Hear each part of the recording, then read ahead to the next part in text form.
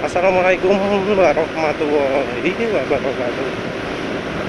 Jadi ada seorang blogger yang aktif di dunia perolian juga ya, yang barusan sharing pengalaman di tempat penulis lagi di Kupas Motor. Termasuk orang yang suka eksperimen juga, eksperimen soal apa, lumas, soal bensin, termasuk yang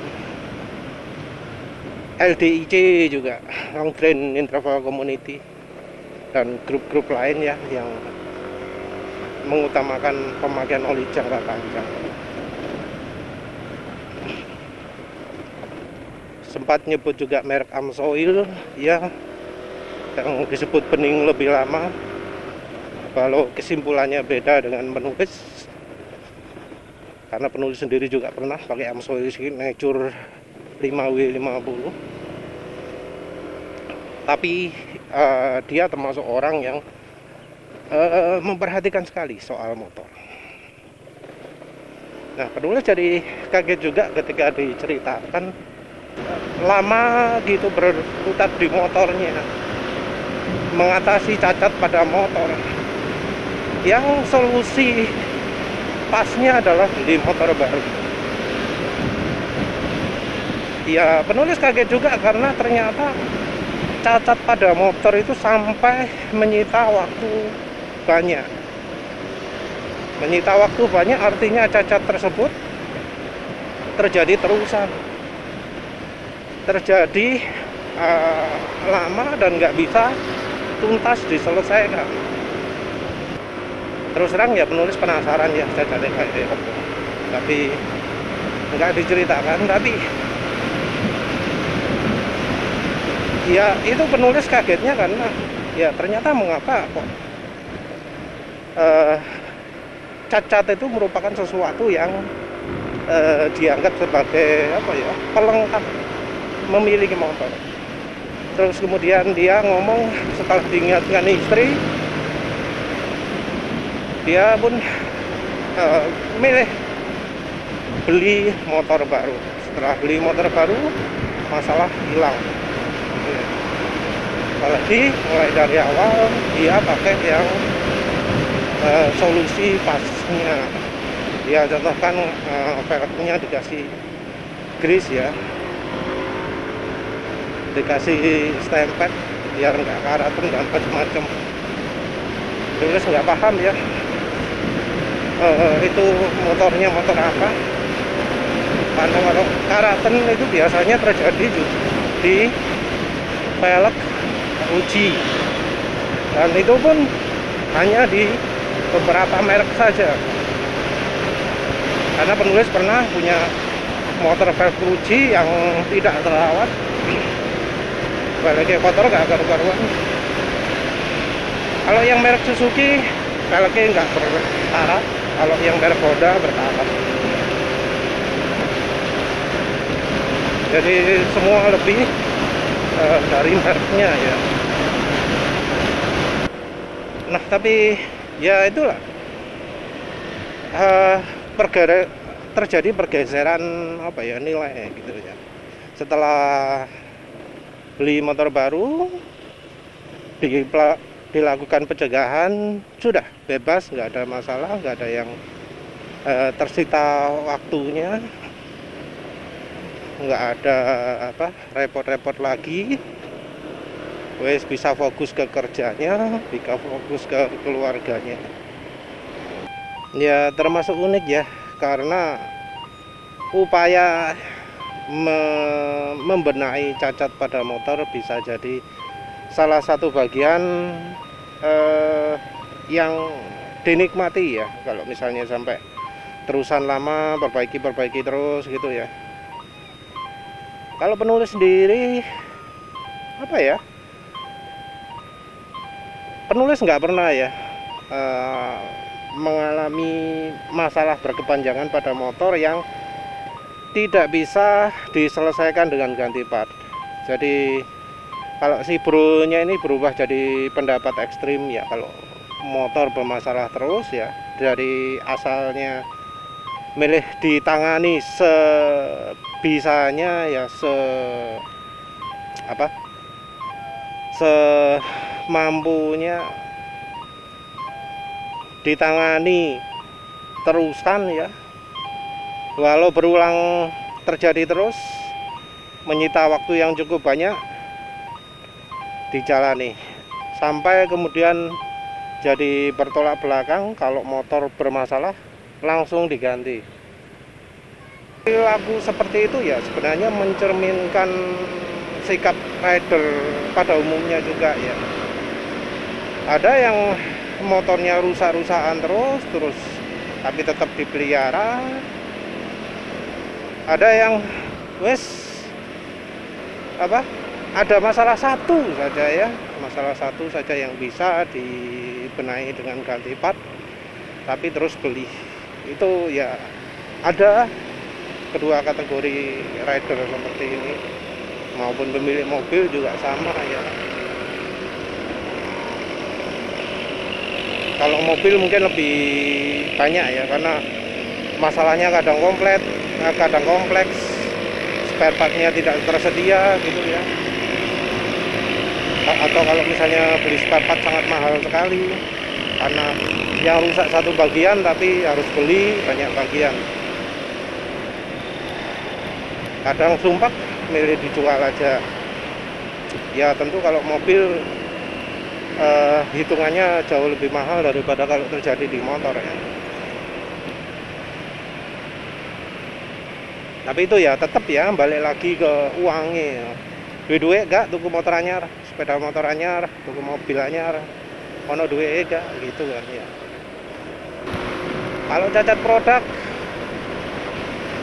sebenarnya semuanya tergantung dari tipe penyakitnya ya, tergantung dari seberapa rela orangnya mau meluangkan waktu. Kayak contoh yang terakhir itu kasus bulan rembes ya, kan kadang kambuh gitu ya. Ada yang sampai nunggu motor diinapkan di bengkelnya selama 2 hari baru kelar, dan itu pun tidak sekali. Ketika mengalami yang keempat kalinya dia baru ngapain miara motor kayak gini gitu, dijual aja motornya. Kadang bahkan yang kayak kasus suspensi gredek itu jadi masalah ya. Padahal ya solusinya ya jangan beli ori lagi, ganti aftermarket. Terus ya cacat produk-produk yang lain lah ya. Beberapa masalah tersebut ya, cacat yang tidak bisa diperbaiki, itu terjadi karena orangnya setia merek. Jadi kalau mereknya Honda, spare partnya itu AHM. Motor Yamaha, spare partnya ya itu YGP. Padahal bisa jadi solusi menghilangkan cacat itu muncul kalau mempertimbangkan solusi merek lain gitu ya, yang aftermarket. Banyak orang berpikir wah kalau buatan pabrikan resminya aslinya itu pasti paling bagus kualitasnya. Padahal ya kita harus ngomong modelnya, mereknya, tempat pembuatannya. Ada yang malah aftermarket itu jauh lebih bagus. Kayak contoh lah penulis gini ini ya, motor penulis kan fuel dilution parah, walau belum sampai Vampiroli, tapi fuel dilutionnya wis gak karu-karuan. Terjadinya terutama karena kesalahan pertama. Mungkin ada yang motornya sampai sekarang sehat-sehat aja, nggak mengalami fuel dilution, walau sama-sama NMAX 10. Tapi mungkin itu sudah tahu lah penyakit motor Yamaha bagaimana. Jadi dari awal nggak pakai lagi motor, nggak pakai lagi oli Yamaha, karena sudah tahu olinya kualitasnya jauh di bawah standar ya.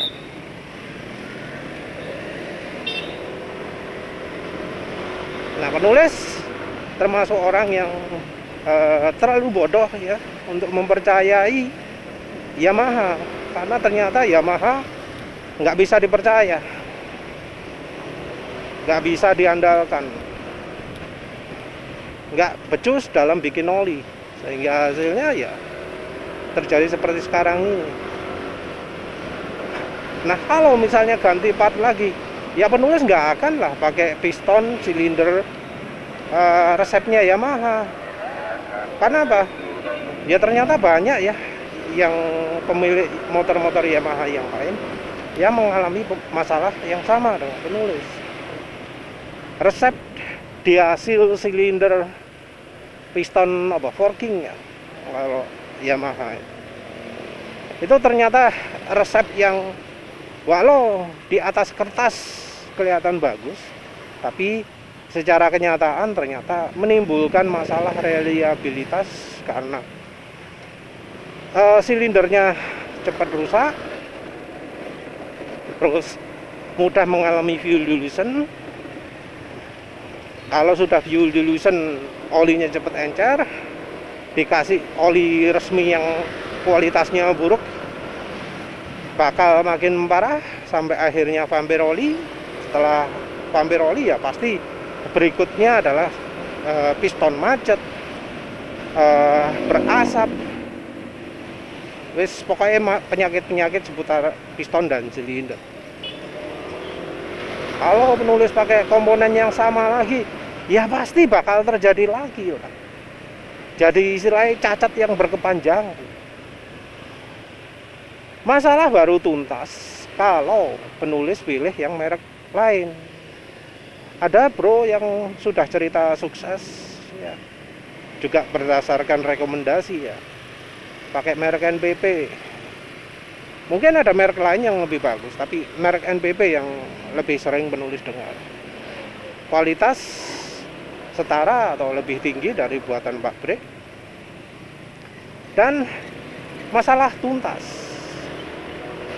Enggak lagi mengalami fuel dilution ya, enggak lagi mengalami vampir oli dan macam-macam gitu. Ada pro yang cerita sekarang olinya tahan ya 2000 km masih bening. Waduh, asli penulis iri ya. Ya kayak gitu itulah kalau